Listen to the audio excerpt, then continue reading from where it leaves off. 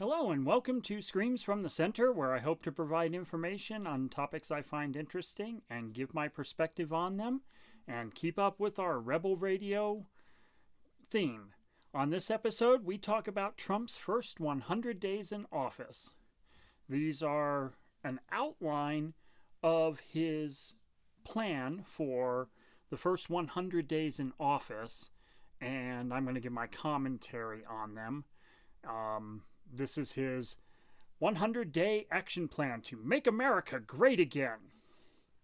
And he claims that this is a contract between himself and the American voter. It begins with restoring honesty, accountability, and change to Washington. This coming from the guy who's going on trial in 19 days for fraud. So, now, am I going to disagree with all of these? Probably not. But let's go through a second. So, on the first day of his term in office, his administration will immediately follow these measures. There's 6 of them, and then he adds another 7 to it. So, rather than saying 11, he seems to just say 6, and then 7. So, first, propose a constitutional amendment to impose term limits on Congress. Well, Mr. Trump, and I'm not going to call him by that other title, Mr. Trump, I hate to tell you, but the Constitution already has term limits imposed on any elected official. It's called an election. But, okay, fine. Let's say you want to propose a constitutional amendment to limit term limit members of Congress. That basically means that unless you're rich enough to take whatever the term is, let's say it's 12 years. That would be 6 terms for a House member and 2 terms for a senator. How many average people, middle-class people, poor people, even somewhat rich people, have the capability and financial stability to take 12 years off from work and then go right back to work afterwards? So what term limits do, at least in the very basic sense, is make it so that only rich people can afford to run for office. Kind of counterintuitive and counterproductive to this idea of putting government back in the hands of the people. Another thing term limits do is it limits the ability of congressional members to get business done.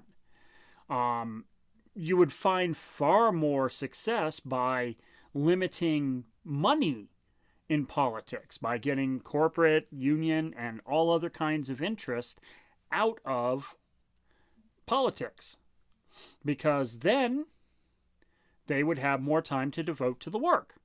But the idea of being a lifelong civil servant is not something to be shunned. I'm sorry, Republicans, but it isn't. It's not an issue. Second, a hiring freeze on all federal employees to reduce the federal workforce through attrition, with the exception of course, the military, but public safety and public health as well. On the surface, I don't necessarily have a problem with this. For one thing, the idea of certain branches and certain agencies expanding too quickly is something to be of note, even to liberals. But this is an arbitrary measure. It's all federal employees, with the exception of the ones that would look to be, on the surface, politically damaging. That is, military, public safety, and public health officials. These arbitrary measures never amount to anything. If you really want to shrink government, what you need to do, and unfortunately it's going to cost money, but you need to investigate top down every agency and cut the fat from there.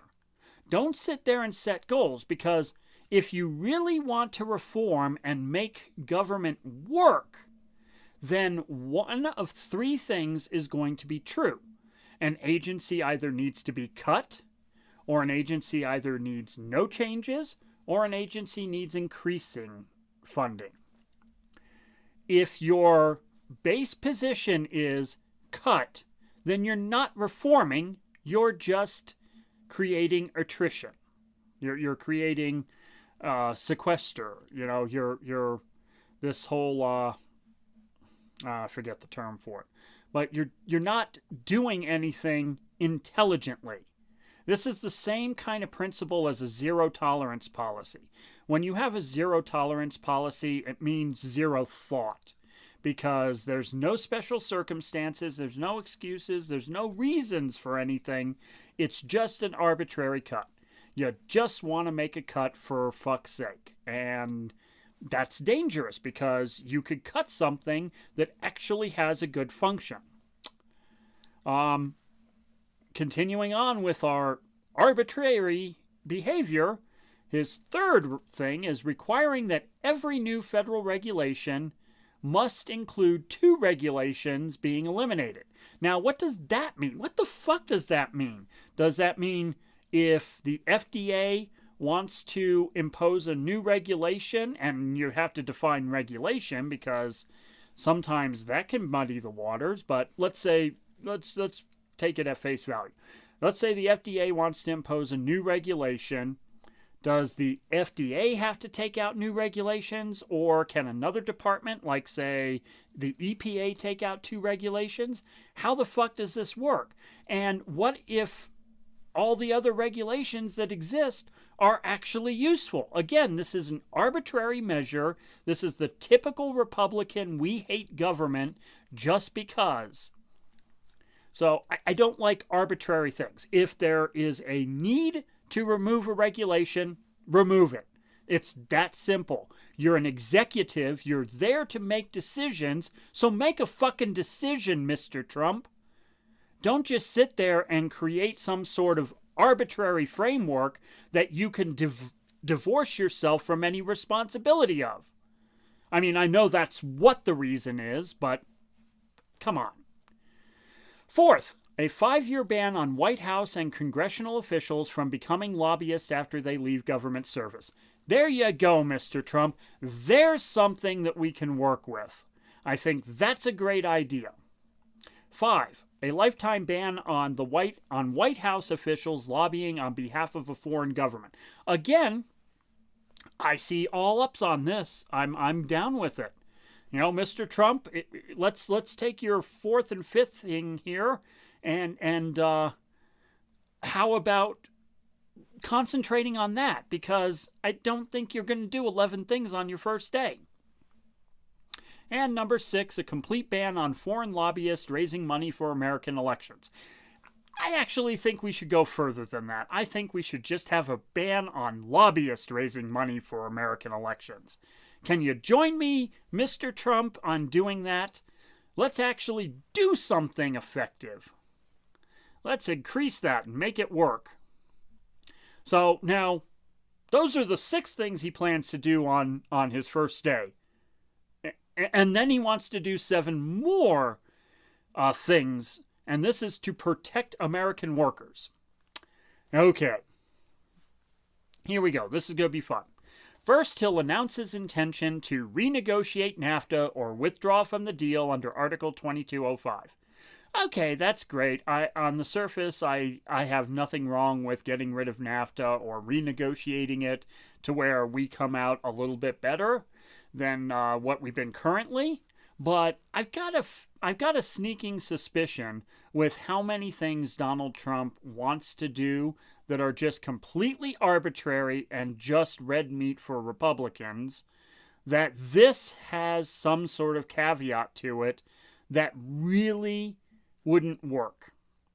On top of that, again, I want to remind Trump voters that you voted for the party that passed NAFTA in the first place. And you also voted for the party in the House and Senate this year that has said that they don't really care to do this.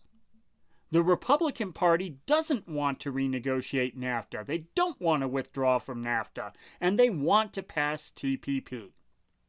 Which brings us to his second set of actions, where he will announce the withdrawal from the TPP, Trans-Pacific Partnership. Again, on the surface, I like this sort of thing. But again, you've got a Congress who's not going to like this with you. There are some of those congressmen who voted for NAFTA in there. They're all Republicans. Number 3, I will direct the Secretary of Treasury to label China as a currency manipulator. Words! It's words!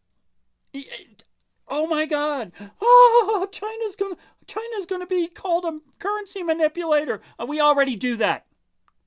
Yeah, okay, maybe the president doesn't come out and say it. Maybe the Treasury Secretary doesn't come out and say it. But there's plenty of people in America that say it. I don't know how that's going to protect American jobs or anything. I mean, right now, if China decided to end all trade, it would create a worldwide catastrophe. We wouldn't have the capability of doing anything because we have no manufacturing base and we have very little means of raw production. So we're the shit end of the stick on this. If we piss off China too much and too fast, he's going to put us into a trade war that we're going to lose. So just this boils down to the inane nonsense of the right insisting we call terrorism Islamic terrorism. Now we want to call China a currency manipulator when those conditions are true already, but we create a level of insensitivity.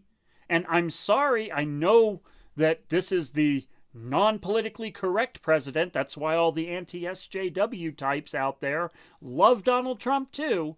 But pissing off people for no fucking reason is just a way to stir up a hornet's nest. It's not a way to solve problems. Now, if, Mr. Trump, you were to enact policies which would create jobs in the United States, a manufacturing base, then you could turn around and do that with China with confidence that you're not going to fuck over the American people. But here's the thing. You are. 4th, I will direct the Secretary of Commerce and the U.S. Trade Representative to identify all foreign trading abuses that unfairly impact American workers and direct them to use every tool under the American and international law to end those abuses immediately. So the problem with this, and I like this on the surface, but the problem is some of these things are established by treaty. Treaties supersede our laws. Now, if he's talking about just our trade deals and permanent trade relations and most favorable nation status, tariffs, that sort of thing, sure, we've got room to work with there. I have no problem with him investigating, but I don't think he understands the nuance of it. 5th, I will lift the restrictions on the production of $50 trillion worth of job-producing American energy reserves, including shale, oil, natural gas, and clean coal. Now, again, the Republicans like to say that they were all of the above, but you notice that doesn't say anything about wind and solar, expanding wind and solar as well. And the other problem is energy prices are based on a world market. And right now, coal, oil, and natural gas are down. Prices are rock bottom, particularly oil. So, now I know Donald Trump went to a fancy business school, and I didn't. But I recall from basic economics that if you increase supply without a subsequent increase in demand, prices will fall because you're putting a glut in the market. So if, I don't know why he calls shale differently. I mean, shale is refined into oil type products. But if he were to release millions of barrels a day of oil into the supply as it currently stands, then oil prices are going to drop. Same with natural gas and coal. Now, he puts clean coal in there, but again, industry standards even say that there's no such thing as clean coal. Now, what Republicans tend to think of when they say clean coal, they tend to think of, the honesty is they tend to think of taking out methane, sulfur, that sort of thing. They don't think of carbon dioxide because, of course, climate change isn't real. That's a hoax. But this is going to end in disaster because he's going to create a glutton market, and there's going to be a minute boom, and then there's going to be a bust because energy prices are going to hit the floor. And then you're going to have companies that form the bedrock of our energy services going out of business and laying off people. This is going to create a huge job loss. Now, if we're lucky, that'll all happen before a lot of that crap is put into the air, where it will accelerate climate change. But who knows? I don't know how lucky we'll be in that regards. But this is going to be a crash. This is going to be an economic bust of society. Because the goal isn't for American jobs, and it's not for energy independence. This is to extract these resources for export and profit.